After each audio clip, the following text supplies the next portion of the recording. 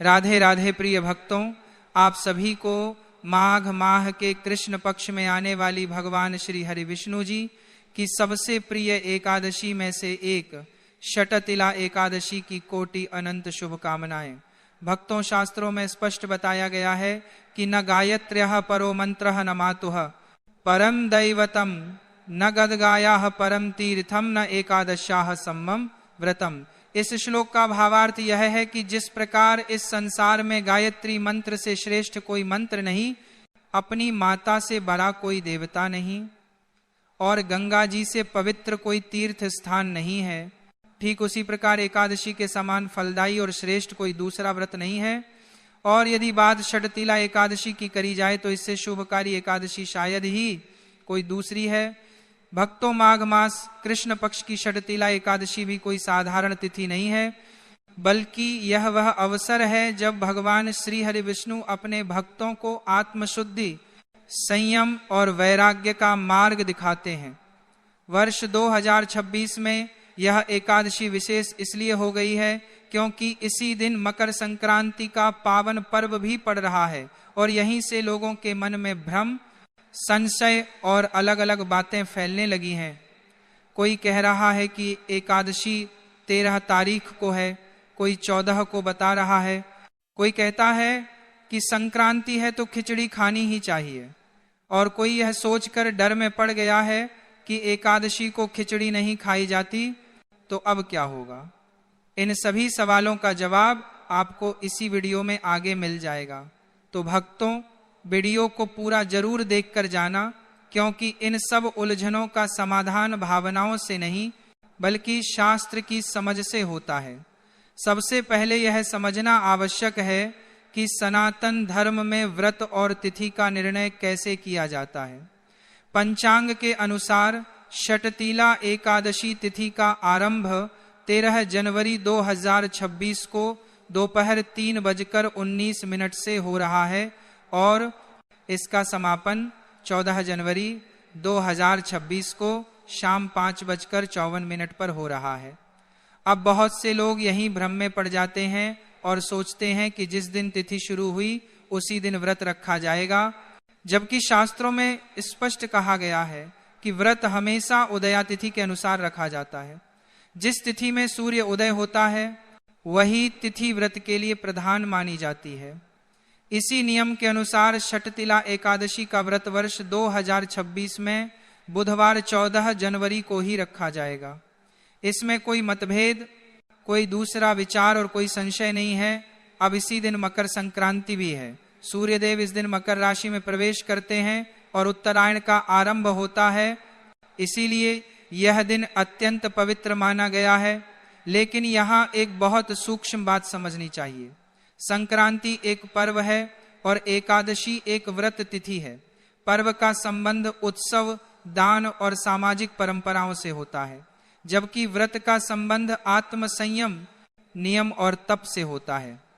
शास्त्रों में यह स्पष्ट कहा गया है कि जब व्रत और पर्व एक ही दिन आ जाएं तो व्रत का नियम कभी नहीं टूटता। विशेष रूप से एकादशी का नियम सभी पर्वों से ऊपर माना गया है, क्योंकि यह तिथि स्वयं भगवान श्री हरि विष्णु को समर्पित है। यही कारण है कि 14 जनवरी 2026 को चाहे मकर संक्रांति ही क्यों न हो, एकादशी का नियम ही प्रधान रहेगा। इसका सीधा अर्थ यह है कि इस दिन चावल का सेवन नहीं किया जाएगा। खिचड़ी चावल से बनती है, इसीलिए एकादशी के दिन खिचड़ी खाना, बनाना या चखना भी वर्जित है। कई लोग भावुकता में यह कह देते हैं कि संक्रांति पर खिचड़ी न खाएं तो पाप लग जाएगा, लेकिन शास्त्र यह नहीं कहते। शास्त्र कहते हैं कि एकादशी के दिन चावल का सेवन महापाप है, चाहे कोई भी पर्व क्यों न हो। इसीलिए 14 जनवरी 2026 को खिचड़ी नहीं खानी है, नहीं बनानी है और नहीं किसी को परोसनी है। अब यहाँ षटतिला एकादशी का वास्तविक स्वरूप समझना बहुत जरूरी है। इस एकादशी का नाम ही तिल से जुड़ा हुआ है।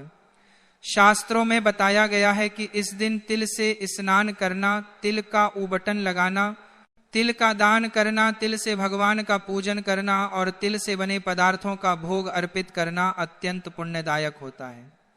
तिल को पापों का नाश करने वाला, और पितरों को तृप्त करने वाला माना गया है।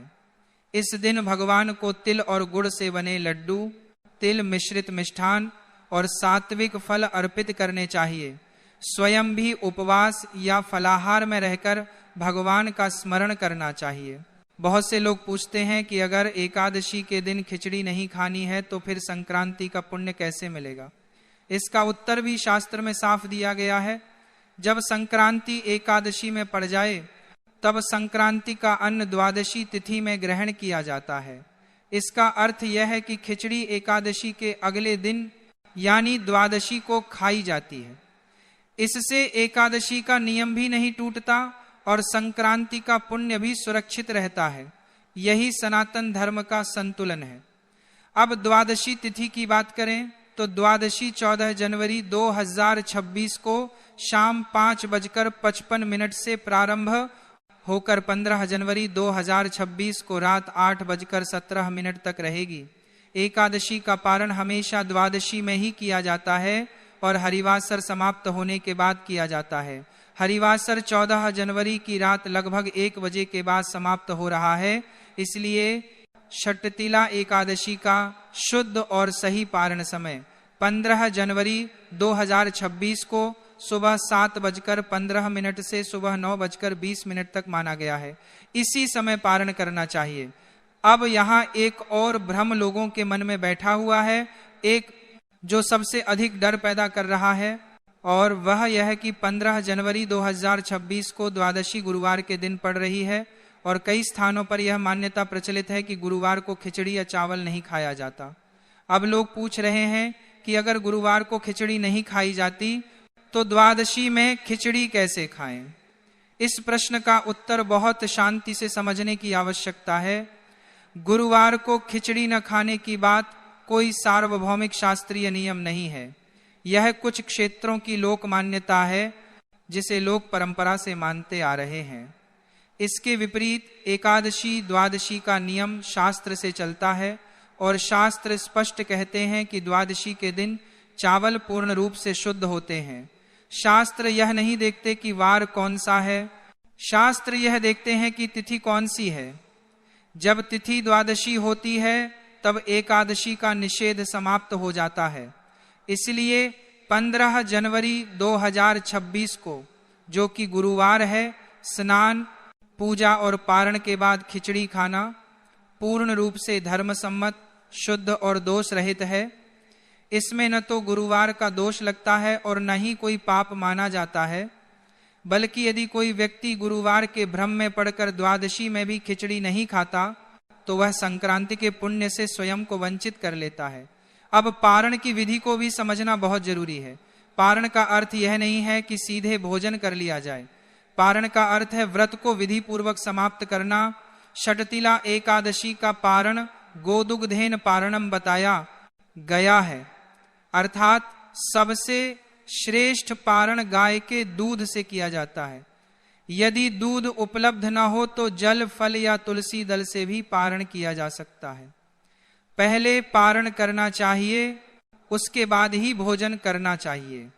यही कारण है कि पहले पारण करें और उसके बाद ही खिचड़ी या चावल से बना भोजन ग्रहण करें। एकादशी का वास्तविक अर्थ केवल भूखा रहना नहीं है, यह मन, वचन और कर्म का उपवास है। इस दिन क्रोध, ईर्ष्या, द्वेष, छल, निंदा और अहंकार से दूर रहना चाहिए। जो व्यक्ति केवल अन्न का त्याग करता है लेकिन मन में कटुता रखता है, उसका व्रत पूर्ण नहीं होता। लेकिन जो व्यक्ति प्रेम, क्षमा और संयम के साथ भगवान का स्मरण करता है और अहंकार का स्मरण करता है, उसका व्रत पूर्ण नहीं होता है। वही इस व्रत का वास्तविक फल प्राप्त करता है। षटतिला एकादशी पितरों के लिए भी अत्यंत महत्वपूर्ण मानी गई है। इस दिन संध्या समय दीपक जलाकर पितरों का स्मरण करना, उनसे क्षमा मांगना और उनका आशीर्वाद लेना विशेष पुण्यदायक माना गया है। तिल पितरों को प्रिय है, इसलिए इस दिन तिल का दान और तिल से जुड़े कर्म पितृदोष शांति में सहायक माने जाते हैं। अंत में निष्कर्ष बिल्कुल स्पष्ट और सरल है। 14 जनवरी 2026 को षटतिला एकादशी है। उस दिन खिचड़ी नहीं खानी है।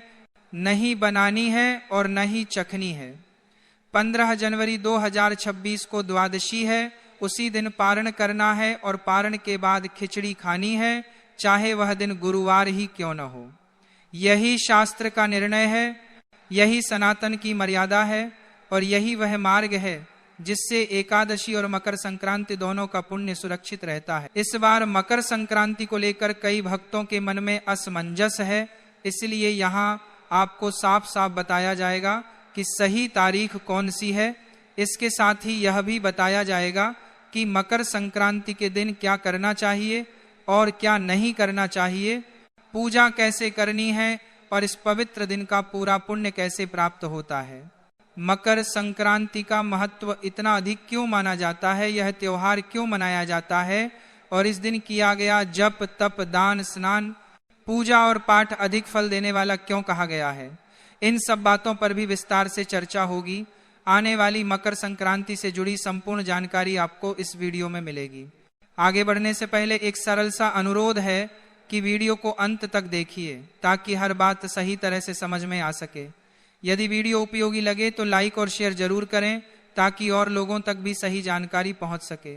भगवान विष्णु की कृपा पाने के लिए कमेंट बॉक्स में लिखिए ओम नमो भगवते वासुदेवाय। सूर्य देव की कृपा से आपका भाग्य प्रबल हो, जीवन में उजाला बढ़े, सुख समृद्धि आए, इसके लिए श्रद्धा से लिखिए जय सूर्य देव। व्रतों और त्योहारों की जानकारी पंचांग और ज्योतिष के आधार पर बताई जाती है। कौन सी तिथि कब है, व्रत कब करना है, क्या नियम है और क्या विधि है, सब कुछ समझाया जाता है। इसी वीडियो में यह भी बताया जाएगा कि मकर संक्रांति के दिन कौन सी गलती नहीं करनी चाहिए। अब मकर संक्रांति 2026 के विषय में विस्तार से बात करते हैं। मकर संक्रांति का यह पावन उत्सव केवल भारत में ही नहीं बल्कि पड़ोसी देशों में भी श्रद्धा और उत्साह के साथ मनाया जाता है। उत्तर भारत, दक्षिण भारत, पूर्व और पश्चिम सभी प्रांतों में रहने वाले लोग इसे बड़ी आस्था से मनाते हैं। विदेशों में रहने वाले भारतीय भी इस पर्व को हर्ष के साथ मनाते हैं। इस त्योहार के अलग अलग नाम हैं, कहीं इसे मकर संक्रांति कहा जाता है, कहीं उत्तरायण और कहीं पोंगल के नाम से जाना जाता है, लेकिन भाव हर जगह एक ही है। यह दिन अत्यंत शुभ माना जाता है। इस दिन किया गया जप तप दान स्नान और पूजा मनुष्य के जीवन में कल्याण और शुभ फल देने वाला माना जाता है। क्या दान करना चाहिए, किस प्रकार दान करना चाहिए और कौन सी वस्तुएं दान के लिए विशेष मानी गई हैं, इस पर भी आगे बात होती है। इससे पहले यह समझना भी आवश्यक है कि इसे मकर संक्रांति या उत्तरायण क्यों कहा जाता है और इस दिन की विशेष महिमा क्या है। हमारी सनातन परंपरा, वेद, पंचांग और ज्योतिष के अनुसार देवताओं के यहाँ समय का क्रम हमसे अलग होता है। वहाँ 6 महीने रात रहती है और 6 महीने दिन के समान रहते हैं। हमारे एक वर्ष में उनके एक दिन और एक रात पूरी होती है। सूर्य देव निरंतर गति करते हुए 12 राशियों से होकर गुजरते हैं। जब सूर्य दक्षिण दिशा की ओर झुकता है और दिन छोटे होने लगते हैं तो उसे दक्षिणायन कहा जाता है। यह स्थिति तब बनती है जब सूर्य कर्क राशि में प्रवेश करता है। इसके बाद जब सूर्य धनु राशि से आगे बढ़कर मकर राशि में प्रवेश करता है तभी से उत्तरायण आरंभ होता है। मकर राशि में प्रवेश का यही क्षण मकर संक्रांति कहलाता है। यह प्रायः जनवरी में आता है, कभी 13, कभी 14 और कभी 15 जनवरी को। इस दिन से सूर्य उत्तरी दिशा की ओर गति करना शुरू करता है और धीरे धीरे दिन बड़े होते जाते हैं। इसीलिए इसे उत्तरायण कहा जाता है क्योंकि सूर्य का रथ उत्तर दिशा की ओर मुड़ जाता है। इसी कारण इसे देवताओं की सुबह मानी गई है। जब देवताओं के यहाँ प्रभात का समय होता है और उसी समय मनुष्य जप तप दान और पूजा करता है तो उसका फल अनेक गुना बढ़ जाता है। सुबह के शुभ समय में देवताओं के निमित्त किया गया कार्य अत्यंत प्रिय माना जाता है। जरूरतमंद की सहायता करना, ब्राह्मणों को दान देना, देवताओं और पितरों के लिए तर्पण करना, भगवान का स्मरण करना, इन सब से जो पुण्य प्राप्त होता है वह सामान्य दिनों की तुलना में बहुत अधिक होता है। इसलिए उत्तरायण का यह काल अत्यंत पुण्यदायी माना गया है और मकर संक्रांति के दिन विशेष रूप से दान करने की परंपरा चली आ रही है। ऐसा माना जाता है कि इस दिन किया गया दान कई गुना बढ़कर लौटता है और जीवन में शुभ परिणाम लाता है। अब हम जानते हैं कि साल 2026 में मकर संक्रांति कब मनाई जाएगी। तो देखिए भक्तों, वर्ष 2026 में मकर संक्रांति बुधवार 14 जनवरी 2026 के दिन ही मनाई जाएगी, क्योंकि इसी दिन सूर्यदेव मकर राशि में प्रवेश करते हैं और उसी क्षण से सूर्य के उत्तरायण होने की पावन शुरुआत होती है। भक्तों, मकर संक्रांति का जो पर्व है उससे जुड़े कई नियम होते हैं। कुछ नियम पूरे साल निभाए जाते हैं और संक्रांति के दिन उन्हें पूरा किया जाता है।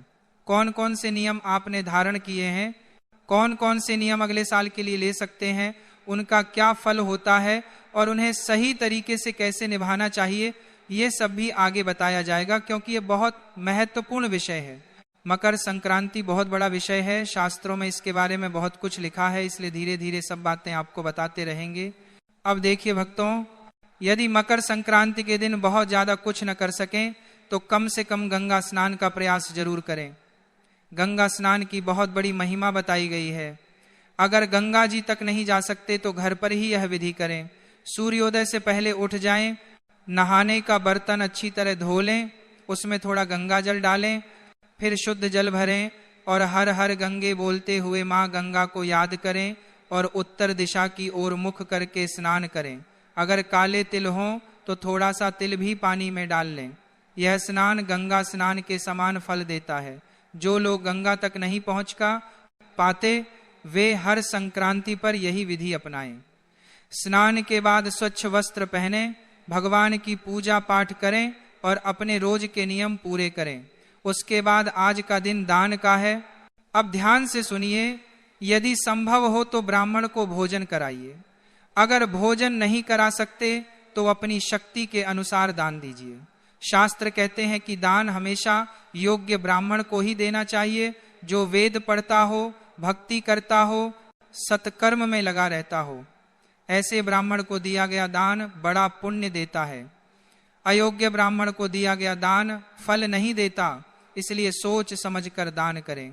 आज के दिन ब्राह्मणों को दान दीजिए, गरीबों की मदद कीजिए, भंडारा या लंगर में सहयोग कीजिए। अगर खुद नहीं कर सकते तो जहां लंगर चलता हो वहां मदद कर दीजिए। गरीब बच्चों को भोजन दीजिए, बिस्किट दे दीजिए, कपड़े, कंबल, शॉल, स्वेटर जो संभव हो वह दे दीजिए। जितना कर सकें उतना अवश्य दान कीजिए, क्योंकि आज किया गया दान कई गुना बढ़कर वापस मिलता है।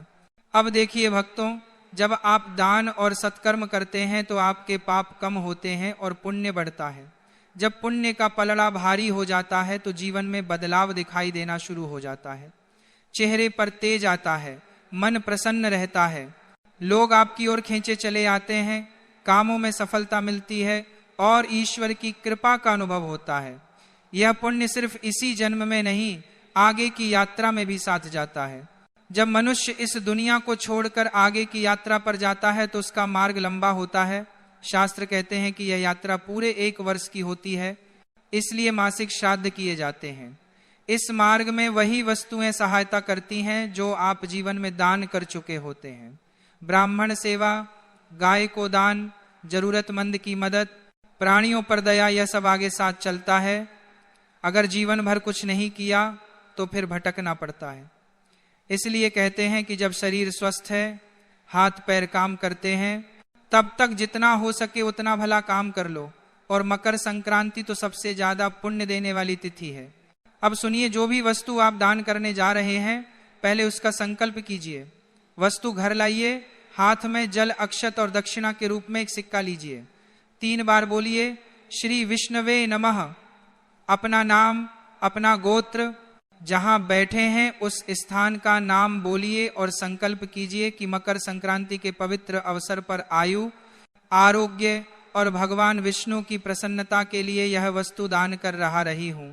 फिर उस वस्तु के चारों ओर जल घुमाइए और भगवान के चरणों में समर्पित मानकर प्रार्थना कीजिए, हे प्रभु, यह दान मेरी श्रद्धा और सामर्थ्य के अनुसार अर्पित है, कृपा कर स्वीकार करें। इसके बाद वह दान जिसको देना हो उसे दे दीजिए। यदि धन का दान कर रहे हैं तो संकल्प में राशि और उद्देश्य भी बोल दीजिए। जो लोग स्वयं जाकर दान न कर सकें वे श्रद्धा से दक्षिणा भेजकर भी भाग ले सकते हैं। यहाँ सबसे बड़ा महत्व भाव का है। आगे और बातें बाकी है, लेकिन उससे पहले एक छोटी सी कथा हम सुन लेते हैं, तभी आपको समझ में आएगा इस दिन किया गया दान सत्कर्म से हमें क्या प्राप्ति होती है। बहुत समय पहले एक छोटे से नगर में नंददास नाम के एक गृहस्थ रहते थे।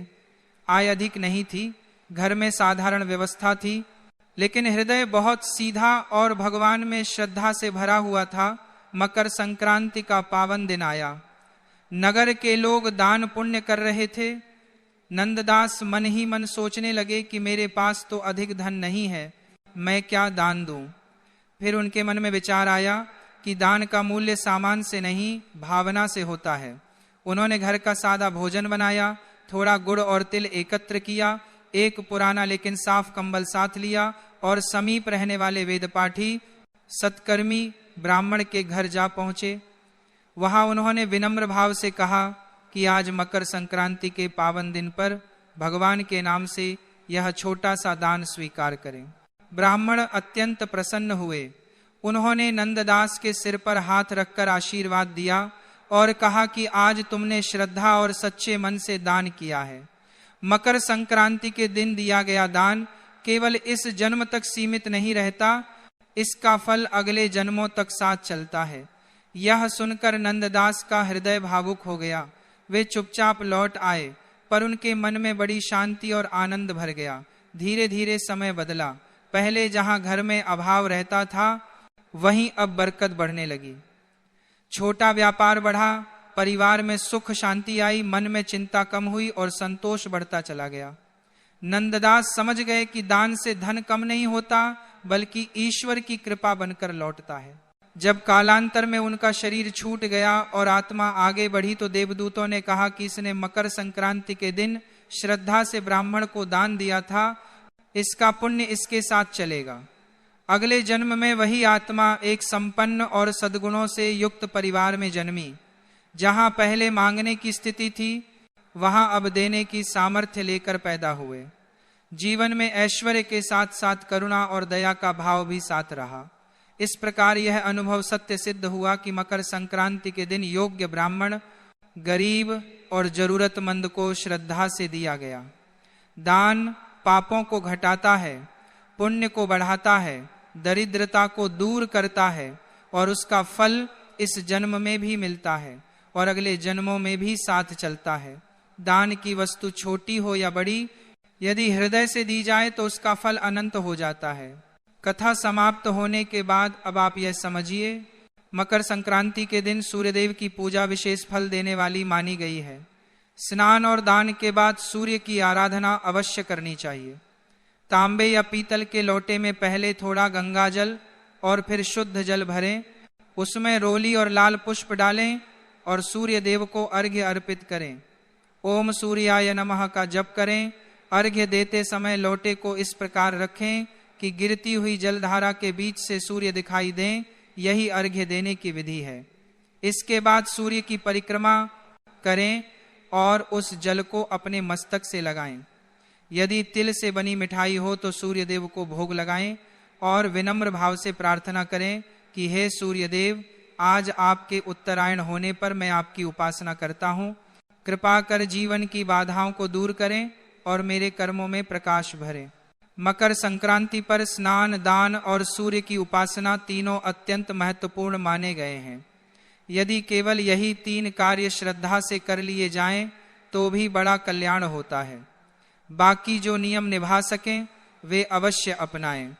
यह दिन केवल तिथि नहीं बल्कि नए संकल्प और नई ऊर्जा का शुभ अवसर है।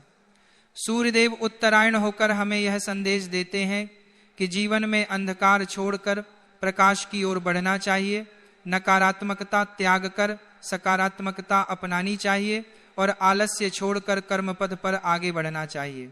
अब वर्ष 2026 की मकर संक्रांति की तिथि भी स्पष्ट सुन लें। मकर संक्रांति 2026 में बुधवार 14 जनवरी को मनाई जाएगी। इसी दिन सूर्य मकर राशि में प्रवेश करेंगे। उसी क्षण से उत्तरायण का शुभारंभ माना जाता है। यह दिन षटतिला एकादशी का भी रहेगा। इसलिए 14 और 15 की जो उलझन है उसे छोड़ दीजिए और 14 जनवरी को विधिवत मकर संक्रांति का पर्व हर्ष और श्रद्धा से मनाइए।